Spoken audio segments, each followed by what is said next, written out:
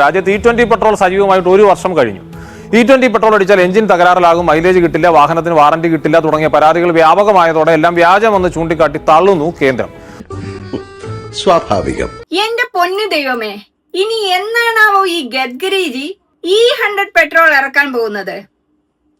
എന്തായാലും എല്ലാം പുള്ളിയുടെ മക്കൾക്ക് വേണ്ടിയാണല്ലോ. സമാധാനം. ജോസിന്റെ എല്ലാ പ്രവർത്തനവും നമ്മുടെ നാടിന്റെ വികസനത്തിനാണല്ലോ എന്ന് ഓർക്കുമ്പോ ഒരാശ്വാസം. ജോസ് വികസിപ്പിക്കുന്നുണ്ടല്ലോ. അച്ഛനല്ലേ വാത്സല്യം, അഴിമതിയൊന്നുമല്ല, അച്ഛന്റെ സ്നേഹം, അത്രേ ഉള്ളൂ.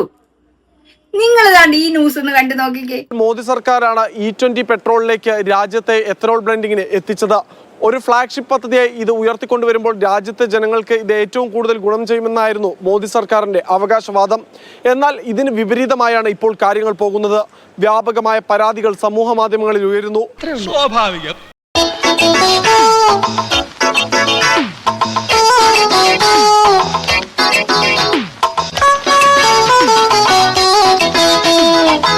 കണ്ടല്ലോ, ഇതൊക്കെ കണ്ടപ്പോഴാണ് എനിക്ക് ഈ സീൻ ഓർമ്മ വന്നത്. നമ്മൾ പറയുമ്പോ നോക്കൂല, പിന്നെ പറഞ്ഞ കാശിന് അടിച്ചില്ല എന്നും പറഞ്ഞ തർക്കവും നമ്മൾ ഒരുപാട് കാണുന്നുണ്ട് സാർ. ഞാൻ നോക്കി പോരെ.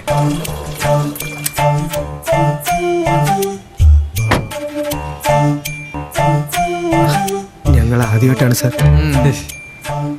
നിങ്ങൾ കട്ടോ, പക്ഷെ ഞാൻ കക്കുന്നില്ല എന്ന് പറഞ്ഞോണ്ട് കക്കരുത്. സാർ ഷഡ്ഡിയുടെ മേളിൽ കയറി കോണാൻ കിട്ടരുത്. മര്യാദ ഇന്നത്തെ കെട്ടിട